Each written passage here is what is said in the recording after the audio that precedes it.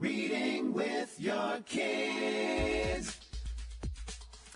Hola, ni hao, konnichiwa, assalamu alaikum, shalom, mahaba, cha, bonjour, namaste, jumbo, bienvenidos. Hey, my name is Jedley. Welcome to a very special episode of Reading with Your Kids. We are coming to you from the beautiful, wonderful, historical, snowy neighborhood of Reedville, located in the southwest corner of Boston, Massachusetts. We are so very honored and absolutely delighted that you join us in our mission to help all families grow closer through reading.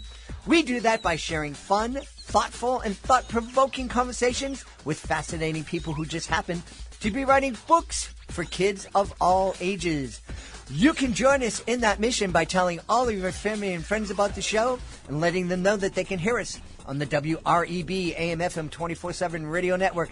And they can find us on the iHeartRadio app, on Spotify, Apple Podcasts, Good Pods, Podcast Addict, Amazon Music, CastBox, Player FM, Audible, wherever you find your favorite shows.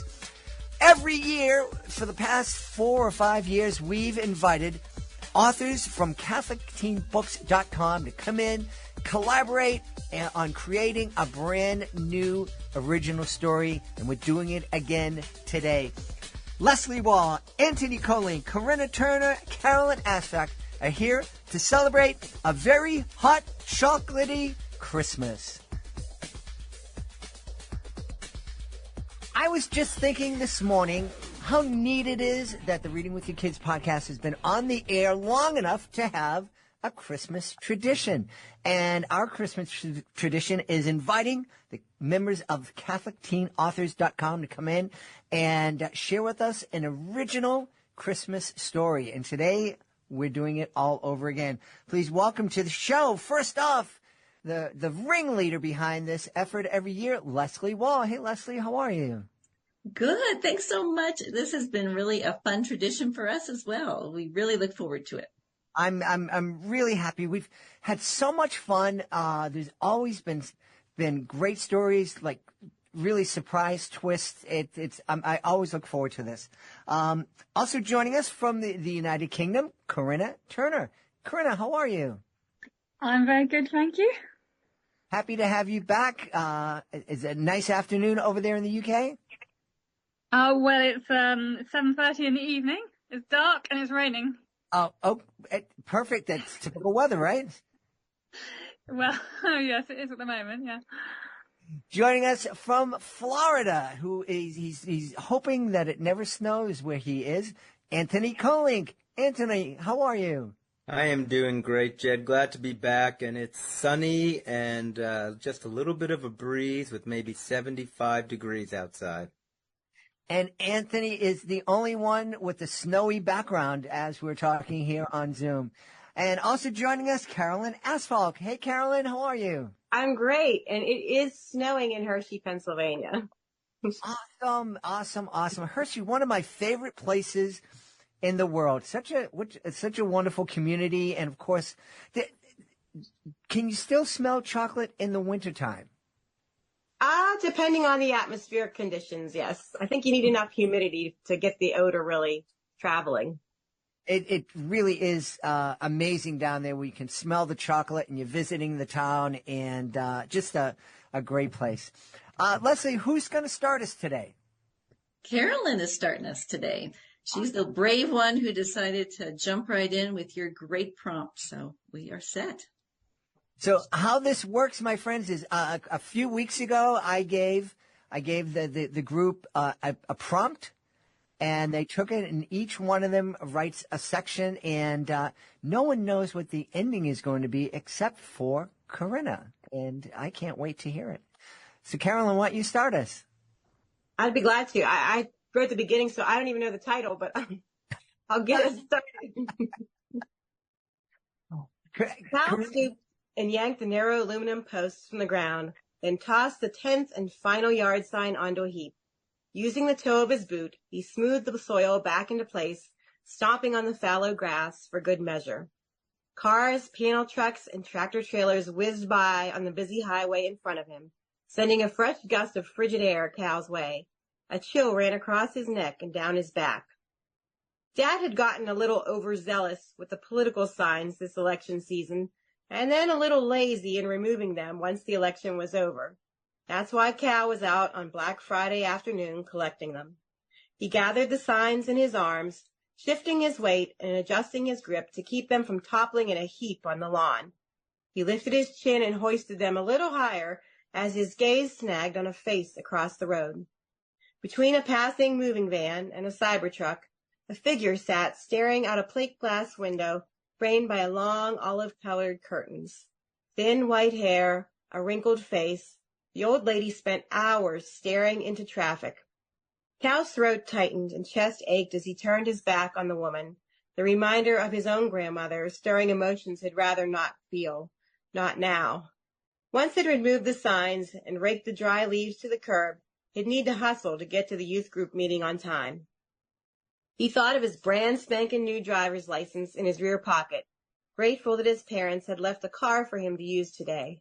He hadn't realized how dependent he'd been until he could come and go pretty much as he pleased. So far, he'd only made local solo trips in good weather, but the freedom was a heady thing. An hour later, Cal pulled into the church parking lot, holding his breath as he squeezed the family's small SUV into a tight space. Could no one at this parish keep their vehicle within the white lines? Safely parked, Cal strode toward the school building, glancing toward the youth ministry room, where through the large windows he glimpsed a handful of teens milling around, a few gathered on the side with the mini cornhole games set up. His chest tingled as he wondered if Michaela would be there this evening. His eagerness dissipated as he wondered if anyone besides the handful already there would show up, especially the day after Thanksgiving. If youth ministry were a sports team, the coach would call this a rebuilding year. A large group of seniors had graduated last year with no new blood to replace them. To make matters worse, the remaining personalities clashed. Everything became a point of division between them. High school rivalries, favorite activities, even the recent election.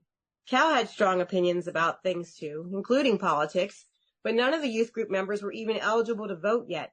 Christmas was weeks away, and they hadn't settled on a service project, one of the group's few annual traditions. They needed to come up with something quick. It would need to be simple, local, and non-controversial. Maybe Aaron, their leader, knew of some need in the community they could help with. Cleanup, hauling stuff, all the usual things people wanted able-bodied teens for. A whiff of vanilla caught Cal's attention a second before two ice-cold hands covered his eyes, causing him to stumble forward a step before stopping. "Guess who?" Michaela's sweet voice drew out the last word. Cal couldn't stop the smile spreading across his face. He'd never felt this kind of excitement about a girl. Every interaction, no matter how insignificant, made him feel like the victim of a lightning strike. Well, that probably actually didn't feel good at all, but the tingly short-of-breath feeling he got in Michaela's presence reminded him of an electrical jolt. Grandma? The second it left his mouth, his mood plummeted, all the electrical sparks replaced by a dull head-to-toe ache. Where had that come from? He hadn't even seen his grandma in a month. Didn't know that she even missed him, being that last time his family visited, it needed to be introduced to her. Her oldest grandson, and she didn't even recognize him. "Try younger." Michaela giggled and scooted around beside him as they reached the double-door entrance to the parish center. "Do I look like an old lady to you?" The dimple in her right cheek caught Cal's attention as she grinned at him. Nope, everything about Michaela was young and lively. She was all light, spark, and beauty. She was very pretty, yes, but all the personality, that joy, bubbled up from inside and spilled out in every word, smile, and sparkle in her eyes. Already the ache over Grandma was fading. Cal jogged ahead a step and opened the door for her. Sometimes girls refused to go ahead of him, insisting they'd open their own doors, but Michaela always walked ahead, thanking him each time. Once inside, noise traveled from the youth ministry room. A couple of cheers, some light pop rock music that Cal didn't recognize, and an electronic beep that signaled the 2-minute warning before the meeting began. He and Michaela climbed the ramp, and again he let her precede him into the room. Aaron scooped a stack of papers from a table and waved them in with a greeting. Michaela dashed to two of her friends, who sat flopped against the old overstuffed couch. Cal headed toward the mini cornhole set, but the two sets of guys playing looked riled up over something. These guys even made a glorified game of beanbag toss contentious. He sighed and changed course, heading toward the circle of seats in the center of the room. Meeting would be starting soon anyhow. Part 2. Antony Broncolink. "Let's gather round, everyone," Aaron said with a big smile, as if all was right with the world. They scrambled into the circle, with Michaela flopping into the seat at Cal's side. After they said their usual opening prayer, Aaron stood at the center of the gaggle of youth groupers. "We've only got 2 things to accomplish tonight, guys, before we break out the snacks and games." Aaron smiled again. "In a little bit, we'll hear a talk from Isabella about what it means to be a Christian in high school these days. But first, we've got to vote on our Advent service project." The word vote brought a groan to the room, only half as miserable as the groan in Cal's heart. Hadn't they had enough voting to last a lifetime? Voting meant winners and losers. It meant disappointment, and possibly the end of democracy as we know it.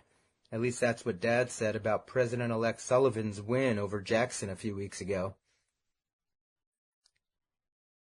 "Yeah, let's vote," Nick said, a definite smirk on his face as he glanced in Cal's direction. "Voting is how we stop stupid stuff from happening." It was no secret that Nick was a Sullivan supporter. At the last youth group meeting, he'd practically started a fight with Cal over all the Jackson signs Dad had put up in Cal's yard. Everyone knew that Sullivan supporters were obnoxious, rude, and generally bullies. Except for Michaela, of course. She was the exception that proved the rule, as Cal's grandma used to say when she could remember that kind of stuff. Sure enough, Michaela didn't seem pleased with Nick's comment, judging from the dirty look she threw Nick, who was sitting across the circle from her.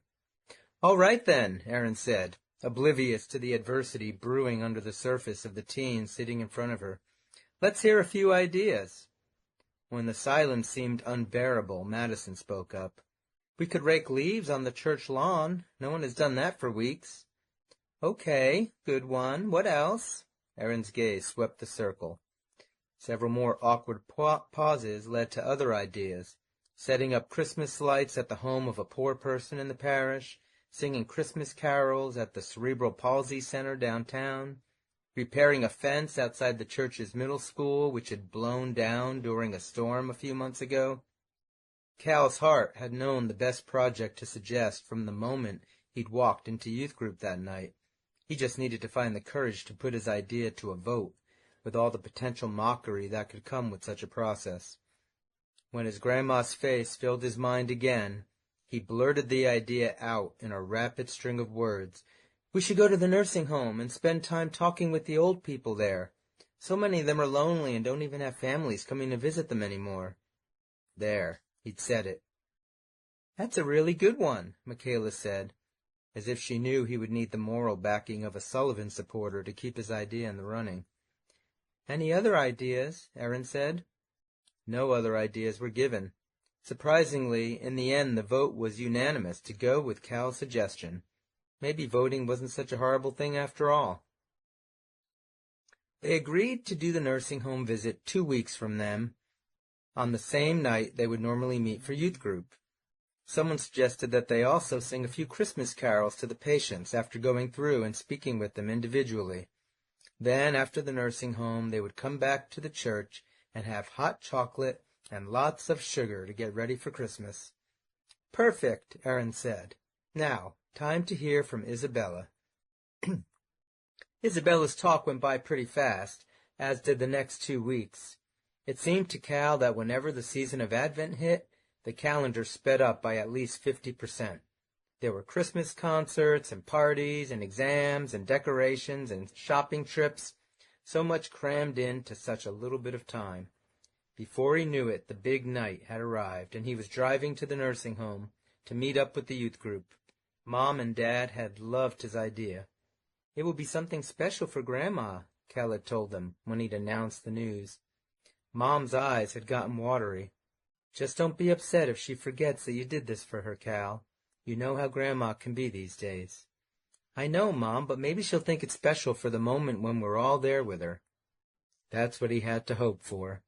That, and that Michaela would team up with him for the individual room visits. That would make the entire event more than worth it, no matter how badly they sang "Hark the Herald Angels Sing." Nick and his cornball cronies showed up to the parking lot 5 minutes late, which should have been royally annoying, except that he spent those 5 minutes talking with Michaela about how her Advent was shaping up. "It's kinda meh," she said, her usual infectious happiness absent. "I just don't seem to have much Christmas spirit this year. I think the election must have sucked the joy out of me." Coming from a Sullivan supporter, that was saying a lot. She could only imagine how the Jackson supporters felt. When all 12 youth group members were present, Erin gathered them for a quick prayer in front of her car, along with some final instructions. "Remember that some of the patients will have family in the room, so respect their privacy." Erin looked directly at Nick for her next pronouncement. "And I don't want to hear anything rude or obnoxious from any of you tonight. This is an act of love done in the name of our Lord Jesus, in preparation for the love he showed us by coming down to us on Christmas." With the obligatory nods given from the youth groupers, they headed to the entrance. The door was locked. "That's weird," Cal said. "Visiting hours go until 8.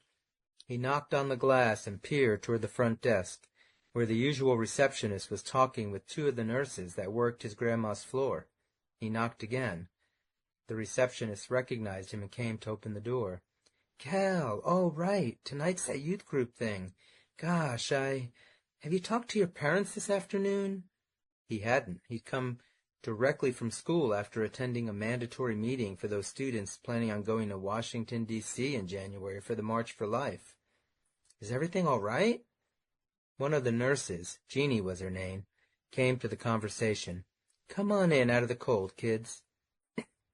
When they were gathered in the lobby, she folded her arms. "I'm sorry, but we'll need to reschedule this event for another night." Erin's face dropped. "But we don't meet again until—" "It's your grandma, Cal," the nurse said, peering at him with compassion. What happened?"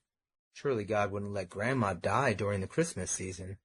"She's gone," Jeannie said. "Disappeared, I mean. She stayed in her room during our afternoon activities, but when we came to get her for dinner, her room was empty." "Don't you have guards or something?" Nick said in his usual judgmental tone. "This isn't a prison. And sometimes our receptionist has to run a quick errand that takes her away from the desk.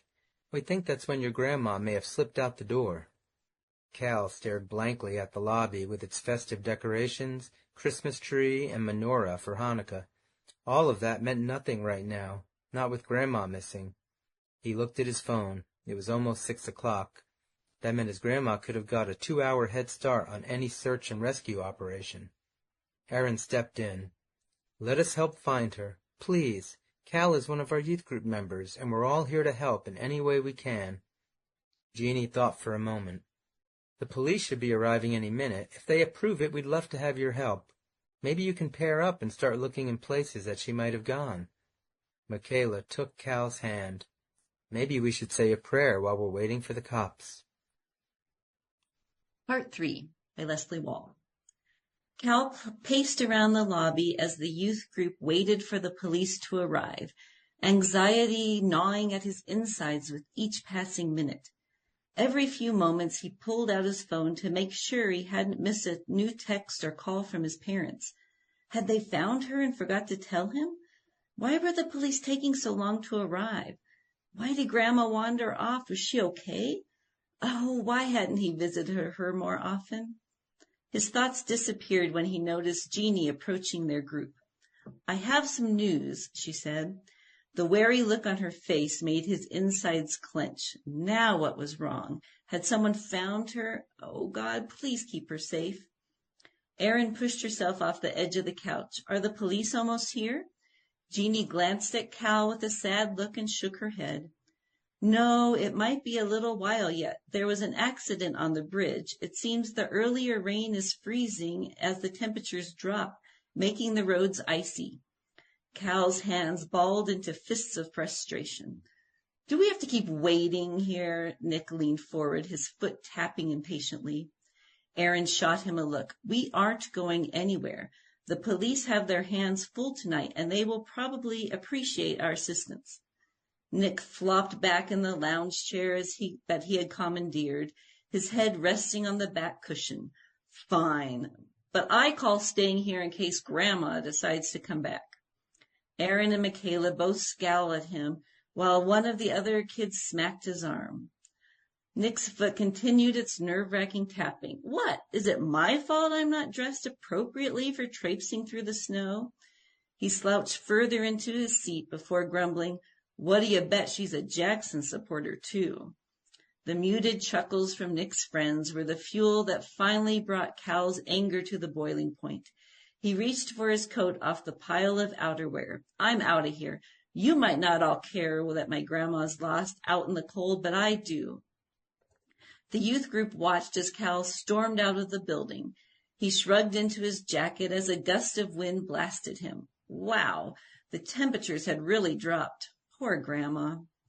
Cal kicked a rock out of his way. Why was Nick being such a jerk? It was hard to remember a time when the youth group had all gotten along. Cal finished zipping his coat, shoved his hands into his pocket, and began walking into the cold, dark night. Cal, wait! He had expected Aaron to follow and attempt to stop him, but the voice that now called to him belonged to Michaela. He slowed his pace but continued walking, determined not to be talked into returning to the oppressive lobby. Michaela's boots padded against the sidewalk as she hurried after him. Soon they were walking side by side. Where are you going? She gently asked. His shoulders lifted in a shrug. I don't know, but I just can't do nothing as we wait for the police to eventually show up. She's out here in the cold somewhere. Maybe your parents will find her. Didn't they text that they were driving around to some places she might have tried to walk to? Cal didn't mean to be rude, but he wasn't sure he could control his emotions. So instead of answering Michaela's voice of reason, he kept walking. Cal, Michaela continued, about what Nick said, just ignore him. He's been more frustrating than usual ever since the election. You know how intense his parents can be.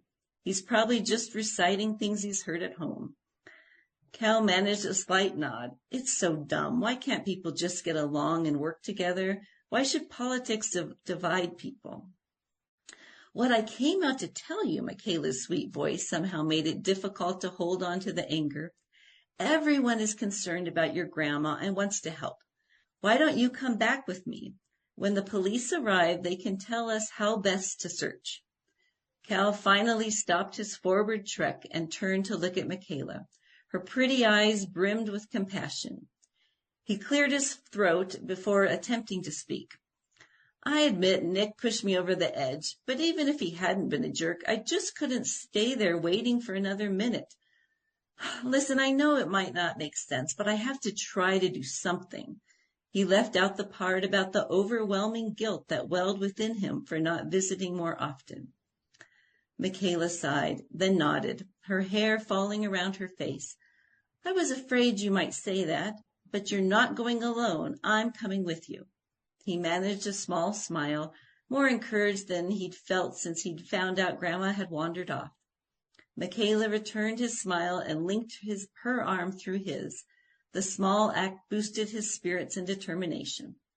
As they continued walking in silence, Cal remembered a story his grandma had once shared with him about one of her favorite memories of when she and Grandpa were dating. So, Cal, Michaela broke the silence with a puff of breath that filled the cold air, are we going to wander aimlessly, or do you actually have a plan? He tried to work up the courage to admit that he had no plan, but suddenly inspiration struck, and Cal was pretty sure he knew where Grandma might have gone. Part 4, and I'll be reading this for Marie C. Kaiser, who cannot be with us today. Actually, I do have an idea, but we're going the wrong way. We need to go to the bridge. The bridge? Why? You can't think she was involved in that accident. I really don't think that's likely. The concern in Michaela's voice was touching. No, Cal reassured her. I'd forgotten all about the accident, actually. No, it's just that last time I saw her, Grandma talked about how when things were bad, she and Grandpa used to go sit under the bridge and watch the stars reflecting on the river. It's close enough to the nursing home that she could walk there. Michaela shivered. Not that close, especially if she's not wearing a coat. Cal glanced over at her. With no hat or gloves, Michaela wasn't dressed appropriately for traipsing around in the cold, either. But they were walking past the nursing home right now where he'd parked. "Here, let's take my car. We'll get there a lot faster." And when they found Grandma, they could put her right into the warm car and wrap her in the emergency blankets his family always kept in there. Honestly, he should have thought about that sooner. Why had he let Nick get under his skin so badly? "You really think she's under the bridge?" Michaela asked, as they pulled out of the parking lot in the SUV. "She said that when she and Grandpa were dating, and even after they got married, when they were trying to save up for a down payment on their first house, they didn't have the money to eat out. So she'd pack sandwiches or something in a picnic basket, and they'd walk down to the river and sit on a blanket under the bridge and watch the barges go by." "That's sweet," Michaela said. Cal smiled, despite his worry over Grandma. She'd always been so good at finding the joy and fun in life, even when things were hard. She and Grandpa hadn't let lack of money make them poor. What's that?" Michaela pointed ahead to the bridge, which was lit up with flashing lights from end to end. There were even lights underneath. Was that a searchlight? "Jeannie said there was an accident on the bridge. But that's more than just an accident. What happened?" "I have no idea, but I can see why the cops didn't make it to the nursing home yet. They must all be here." Cal slowed down the vehicle and drove onto the pull-off beside the bridge. "Is that a bus in the water?" Another police car, this one a state trooper, pulled up behind them, screeching its siren. The policeman got out and knocked on Cal's window, which he rolled down. "Kids, you need to go somewhere else. This is an active emergency site." "I'm trained in first aid," Michaela said quickly. "I can help. Look, I have my certification card with me." She fumbled in her purse for her wallet. "You need to move the car out of the way so the ambulances can make it down there," the policeman said, but he didn't tell them they had to leave. "We have to go try and help the kids on that school bus," Michaela said, when the policeman had gone. "Remember how the CPR instructor said we were supposed to give aid in case of emergency?" Cal nodded as he pulled the SUV into the grass to free up the road for ambulances. He also had a brand-new first aid certification card in his wallet, though all he could remember from the class at the moment was that the Star Wars Imperial March was the right tempo for chest compressions for CPR. But hopefully they wouldn't need to do CPR on anyone. Please, God, let everyone be okay. Cal turned off the car, and he and Michaela got out and started walking towards the water where police officers and firefighters swarmed around the partially submerged school bus. The searchlight on the bridge bathed everything in a harsh, white light. "Hey, can you get this kid warm?" The firefighter set down a scared, wet, but apparently unhurt boy, then started wading back to the bus. Michaela threw an arm around the boy. "Hey, I'm Michaela. This is Cal. Are you okay?" His teeth were chattering so much that he could barely talk. "Hey, come back to my car. I've got blankets and hand warmers, and I can run the car heater." Between the two of them, they got the kid to the car. Cal handed the keys to Michaela. "Turn on the heat. I'm going to get out the emergency kit." He opened the back, unzipping the duffel bag and pulling out the fleece blanket inside. He ran around to the passenger side just as Michaela got the heat blasting in the front seat. "Here, wrap up in this." The boy nodded, still shivering. "I bet there are more kids down there," Michaela said. "Do you have more blankets?" "A couple." "I'll run down to the water and see if anyone else needs one." "Do you want to stay here and make sure he gets warm? Here's some hand warmers."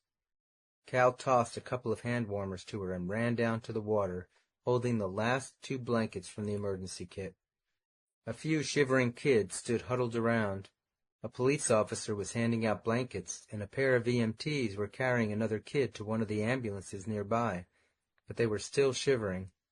"My car is warm. I could fit a few more kids in my car," Cal said, trying to be heard above the sirens and shouting. "What these kids really need is something hot to drink. With sugar, ideally," said a familiar voice behind them. "Grandma?" Carl whirled around. Yes, it was Grandma, wrapped up in the fleecy blue shawl and furry bedroom slippers he and his sister had given her last Christmas. "Grandma, we've all been looking for you." She gave him a blank look. "What are you talking about?"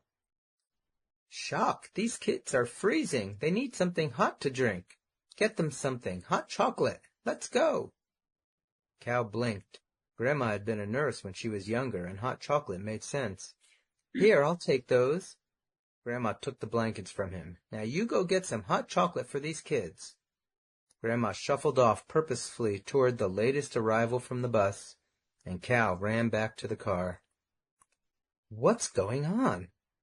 Can I help with anything? Michaela perched on the edge of the driver's seat, ready to run down to the shore. My grandma's here, Cal blurted. Oh, is she okay? Yeah, he said. She's actually helping the kids from the bus. She told me to get hot chocolate. Hot chocolate? Can I have some? The boy in the passenger seat still shivered despite the blanket and the heat cranked all the way up. But where would we get hot chocolate? A gas station? Michaela looked puzzled. Can't. Cal pointed at the ambulance parked next to them. We're parked in. Michaela's face brightened. I know. What? The youth group. They can make hot chocolate and bring it down here. They're stuck at the nursing home just a few minutes down the road, and Nick's house is right near here. It's perfect. Why don't you give Nick a call? Part 5 by Corinna Turner. Cal tried not to make a face. He almost said, why don't you call him? But the last thing he wanted was Michaela getting chatty with Nick. Then he had an idea. Quickly he recorded a voice text and sent it. That would be quicker than dealing with Nick in person. After a few moments, a single thumbs up emoji popped up in reply. Yeah, much easier. Michaela was talking to the kid, reassuring him that he was safe, keeping him occupied, so Nick returned to the river. Even if hot chocolate was hopefully on the way, he may as well stuff as many cold, wet kids into his car as would fit. But the activity on the bank near the bus had grown even more frantic. The water level is rising, a fireman shouted to the others in the water. No one goes in the water from now on without a tether. And where the heck is that inflatable? We've got to get these kids to shore, now. Move it! Cal listened, his heart beating harder. This was getting really serious. He looked around for any more cold kids, but several more ambulances had pulled up, and through the doors he could see kids sitting in rows on gurneys inside them, wrapped in those silver emergency blankets. Hey, kid, clear the area, said a policeman, waving him back as firemen pulled ropes from a fire truck. Why is the water rising? He couldn't help asking. Torrential rainstorms upriver. Homes are being evacuated downstream. We've got to get these kids to safety now, so scoot. Since Cal still couldn't remember anything except the Imperial March, he kept his mouth shut about his first aid training and retreated along the riverbank, staring out at the bus. He could now see it must have rolled down the bank into the water rather than actually fallen from the bridge, as he'd first assumed. Kids sat all over the roof, huddled together in the cold. Had the driver got them up through the emergency hatch in time, or had they gotten wet as the water poured in? They must be so cold. Several firemen were wading back toward the bank with kids on their backs, though the water came up to their chests now, and they were struggling to keep their footing. But none were heading out again just yet, busy setting up the tethers. As Cal watched in horror, the bus shifted slightly, and a real small kid toppled off the roof into the water. Hey, yelled Cal. Hey, a kid fell. Help! Help! No reaction from the emergency site. The sound of the generators and truck engines and everything must be drowning out his voice. Standing on the very edge of the bank, Cal craned his neck, staring out over the rippling water, too dimly illuminated. There, feet away, coming toward him fast, was a small object in the water. A head? Hair?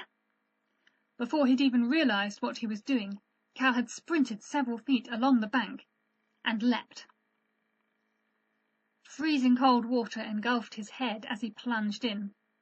He clawed his way upward, his mind so numb with shock that even once his head cleared the surface, it was a moment before he could remember why he'd just jumped into this icy plunge bath. The kid! Cal twisted in the water, his eyes searching. There! He struck out in a clumsy front crawl, weighed down by his clothes and sneakers. Fortunately, in only a few strokes, he managed to grab the kid, slipping an arm around the child's chest to hold him from behind, to reduce the chances of the boy climbing on him in panic and drowning him. But the weight of the kid and his clothes and shoes was almost too much. He could hardly keep his own head out of the water. Ahead, he glimpsed something sticking up from the river, a metal post of some kind. Struggling to move in the strong current, he somehow clawed his way close enough to grab hold of it as they were swept past. His feet found a concrete block in which the pole was fixed, and he was able to haul the kid up onto it and anchor them both more securely. Better still, get them both partially out of the cold water. For a few moments he just clung, panting. They weren't going to drown. Thank you, God, thank you. Are you okay? He asked the kid, but the kid just shook in his arms. Terrified? Hypothermic? He had to get the kid out of here. But how? Actually, maybe they were going to drown. Even in the few moments they'd been clinging here, the water level had risen a couple of inches up the metal pole, and there wasn't a lot of pole left. He peered into the darkness, trying to see the bank. Could he swim that far if he kicked his shoes off? He could take off his jacket too, but then he'd get colder faster. The current was too strong for him to wade. The lights around the bridge were visible back up the river, but they had been swept downstream a horrifying distance in such a brief time. He drew a shuddering breath. "Help! Help!" he shouted. "Cal?" The panic-stricken voice was Michaela's. She must have seen what happened and run along the bank after them. "Cal!" "I'm here," he yelled back as loud as he could. "Hold on, we're going to come get you." We? Cal couldn't even spot. Oh, there. Phone lights moved on the nearest part of the bank. The youth group? Where were the firemen? The police? Hadn't they noticed? For a while nothing happened, except Cal's teeth chattered harder and harder, and the water crept steadily up the pole, beginning to lift Cal and the kid off the concrete. How long could he hold on without the block to stand on?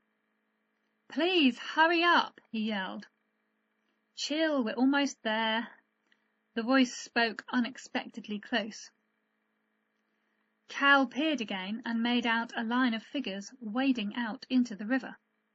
It was Nick who had answered him, so presumably the youth group were making a human chain against the current. "We're here." Nick grabbed the pole with one hand. Even in the dim light, Cal could see Nick's tendons standing out as he resisted the flow of the river, which was chest-deep. "The kid," Cal said around his chattering teeth. "Get the kid out of here. He's cold, or maybe hurt. I dunno."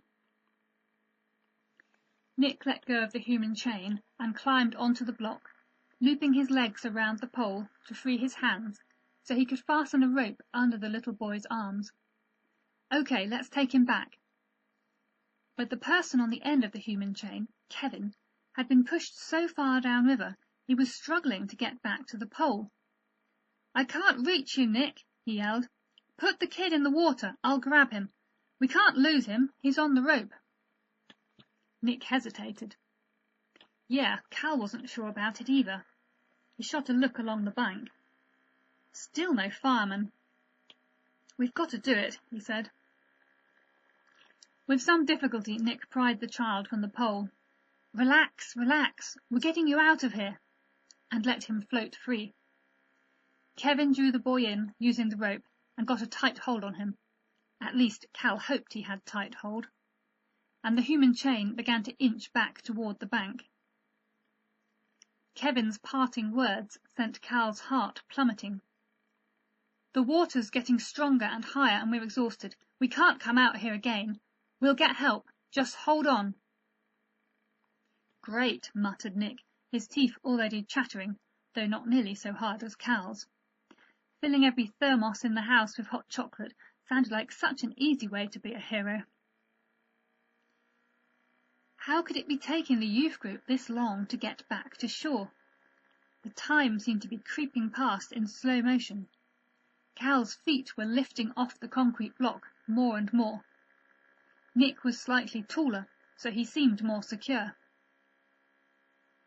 The water was almost at the top of the pole now. Would they have to try to swim to the bank? Nick sounded less confident than normal. I guess you're a good swimmer if you jumped in here like this. I'm a totally average swimmer, said Cal glumly, almost too cold to even feel afraid any more as he eyed the surging water. What about you? Nick's knuckles showed white around the pole, and he spoke tensely. Not my best sport. Thought we'd just be wading. We made it! The shout came from the bank. We're taking the kid to the ambulances, and we'll get help. Hold on, you guys! Michaela's sweet voice followed Kevin's. Don't you dare let go! Easier said than done, thought Cal, as the water crept up over the pole at last. His feet lifted right off the concrete, and this time he couldn't get them down again. He managed to wrap a leg around the pole instead, awkwardly because Nick was already hugging it so tightly. They huddled together for warmth, no thought for embarrassment. Maybe we need to swim for it, Cal said, his teeth chattering so hard now that it was making it hard to speak. An edge of panic entered Nick's voice. I don't think I can make it. The current's too strong. I'll be swept away.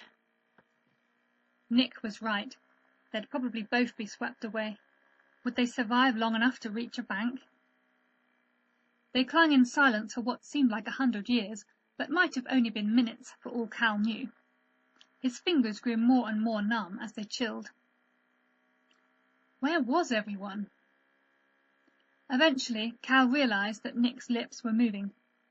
Leaning his head closer, he caught a snatch of what Nick was whispering, over and over, his voice shuddering and vibrating as his teeth chattered. Holy Mary, Mother of God, pray for us sinners, now and at the hour of our... If there had been enough heat left in his frozen body, Cal's cheeks would have warmed right up. Nick was praying, and he was just clinging here like a frozen barnacle. Keeping his head closer to Nick's, he joined in the prayer on and on, for what seemed like another 100 years, until Nick stopped after a glory be, and said abruptly, I'm really sorry. For what? Cal peered at Nick's face. It's not your fault. The river is so strong. No, Nick broke off as a deafening, clattering, chattering sound filled the air. Cal looked up as a bright light suddenly pinned them like flies on a whiteboard. Helicopter, he gasped. Finally, whispered Nick. A man on a rope was already dropping toward them. He tried to put a big red sling around Nick, but Nick shook his head. Cal, first. Been in longer. I've got 2 slings, kid, shouted the rescue man over the noise of the chopper. In a few smooth, skillful movements, he had Nick in the sling. Then he turned and had Cal into a second sling, almost before he knew what was happening. The man pushed the 3 of them away from the pole, letting them float free. And then, cool, Cal and Nick exclaimed in unison as they were plucked up into the air. A few very cold, dizzying moments later, they were being hauled into the chopper by another rescue guy, and wrapped in blankets. Wonderful, warm blankets. Cal dimly assumed they would be taken to the hospital, but instead the chopper landed near the bridge. We got to take one of the kids to the ER, the rescue guy shouted. No space for you 2, sorry. You weren't in for long, you'll be just fine. Weren't in for long? It had felt like forever. A few minutes, or hours, later, Cal found himself sitting in an ambulance, Nick on one side, 2 little kids on the other, with Grandma pouring them all hot chocolate from a Rawsome T-Rex thermos, while 2 paramedics did fairly unalarming paramedic stuff in the background. "Grandma, are you warm enough?" Cal asked her. She was still wearing her dressing gown and slippers. "Who are you calling Grandma?" she scolded, though her eyes twinkled. "Cheeky kid." Cal's heart sank. She didn't recognize him. "Cal?"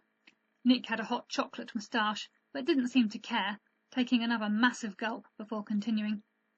"I was trying to say, sorry I've been such a jerk this year." "Oh, no worries," said Cal awkwardly. "It just hit me in the river, you know," Nick went on, "when I thought we might actually drown. Like, dead and standing before God, drowned. That God doesn't care about the election. I mean, I'm sure he does, but as far as we're concerned, all he cares about is why we would have voted the way we'd have voted if we were old enough, and how we treated anyone we disagreed with. And, well, I probably wouldn't have liked what he had to say to me, so, sorry." "It's fine. It's been a crazy year. I'm glad it's all over now." "Yeah, me too." A tap at the door made Cal look around. Michaela was peering in, smiling and giving him a thumbs up, other members of the youth group crowding behind her. That warmed him up even better than the hot chocolate. All too soon, someone in uniform chased them away. Grandma began refilling everyone's cups. No, she definitely didn't have a clue who Cal was. All the same, it was hard to feel too sad, watching her like this, in her element. It was like meeting the young grandma he'd never known. "It's lame that we only do a service project at Christmas." The words spilled from Cal's mouth before he could think about them. "We should visit the nursing home every month, or at least a few times a year." Nick chugged 4 huge gulps of hot chocolate before finally surfacing. "Yeah," he said slowly, "I guess you're right." He elbowed Cal. "I'll give you my vote." Cal groaned. Nick laughed. Grandma topped off their hot chocolate. The end. What a beautiful story. Yeah, it's always fun to see what's coming next because we don't know these stories. We only know our part and then we pass it on. So it's always really enjoyable to hear the whole thing. Yeah. How do you, as authors who, I know that you work on anthologies together, but your stories are always individual. They come from your minds. How much fun is it, or how difficult is it to do this kind of collaborative storytelling? I think it's a lot of fun. I mean, especially having written the first piece, I just feel like I was trying to put out some basic details that anyone could take in any direction they wanted. And it's always fascinating to see where people decide to take it. Yeah. Yeah, I feel the same way. Sometimes you think, all right, I'm setting something up, and this is probably what's going to happen next. And then you've come to discover it's totally different than what you thought was going to happen next. And the story just takes an exciting turn you didn't anticipate. Yeah, it's very fun to end them and try and wrap up as many threads as possible. Yeah. I really love it, and I'm so appreciative of that you folks are doing this for us and have done it. I think this is the 5th or 6th year. We should tell everybody what projects you're all working on right now. Why don't we start with Tony? Tony, I know you were just on recently. You told me, and we celebrated the last book in your Harwood Mystery series. Remind everybody what that book is and what's coming from you. Yeah, Book 6, The Devil's Ransom, finishes up the Harwood Mysteries, my medieval series from 12th century England. Good for teens, of course. So that's a little bittersweet as it ends. But in February of 25, I've got a new series for adults, speculative fiction called Incarnate, starting from Chrism Press. So keep an eye out for that one. Not necessarily for the little kids that you'd read, but for adults. Awesome. Carolyn, what's going on with you? I don't have much new to share, Jed, but this time of year, I always like to talk about the Christmas books that I do have. I have a short story, A Perfect Christmas, that was in our anthology together, Gifts, which is really timely now. And I have a book called Ornamental Graces, which is a contemporary Catholic romance for adults. Very, very cool. Corinna, what's going on in your writing life? Yes, I recently released another book in my Dino Dystopian series called Weigh the Odds. And I have a prequel novel in that series, hopefully coming in the first half of next year, which is called A Mum with Blue Feathers. And earlier in the year, I also released a novel about St. Ignatius of Antioch called A Lion for a Tomb, which is sort of a fictional setting where a teenager finds out about the saint, gets to know him. And I have a novella about the crucifixion coming up as well. Ooh, pretty good. There was some speculation as to whether or not any of the characters in this story would be eaten by a dinosaur at the end of the story. Glad that didn't happen. Leslie, what's going on with your world? Yeah, I have 2 books that will be coming out this coming year, a teen novel called In Plain Sight and a new picture book. So I'm not exactly sure when they'll be coming, but that is what is happening in my world. Awesome. And does anybody know what's going on with Marie and what's coming up next from her? I think her second book is now out, which is called Worth Dying For. And that's the second book in the series, but you can read it as a standalone. Wonderful. So it's the book that comes after Heaven's Hunter. That's her first book. Awesome. And of course, we all know that if you're interested in learning more about these authors and also learning more about the group, you can go to CatholicTeenAuthors.com. Or CatholicTeenBooks.com, even better. Oh, that's even better. Sorry. Catholic Teen. See, Tony, I do that on purpose so you can correct me and it sticks in the people's heads better. That wasn't a mistake. That was intentional. Sorry, I have to go to confession now. Well, this has been wonderful. We want to thank you so much for being with us again, and we want to wish everybody a very merry and blessed Christmas. Thank you all so very much. Merry Christmas to you and everybody. We hope you've enjoyed this very special Christmas episode of Reading with Your Kids, and will join us for the next exciting episode of the show. I also want to take this moment not only to thank our guests, Tony Kolink, Leslie Wall, Corinna Turner, Carolyn Asphalt. I also want to take the time to wish you all the very happiest of holiday seasons, whether you're celebrating Christmas or Hanukkah, Kwanzaa, whether you're getting ready to celebrate the Lunar New Year or whether you're not celebrating anything at all. We hope that you'll celebrate family, and we hope that you have time to be with the people you love. Thank you so much for being part of our Reading with Your Kids family. Thank you so very much to my team, Chris Doherty, Fatima Khan, Rory Grady. Thank you so very much to my beautiful wife for all the support you give me. But again, most of all, thank you so very much to you. You give your kids a gift every single day, especially when you take the time to read with them. I'll be looking for you in the next episode of Reading with Your Kids.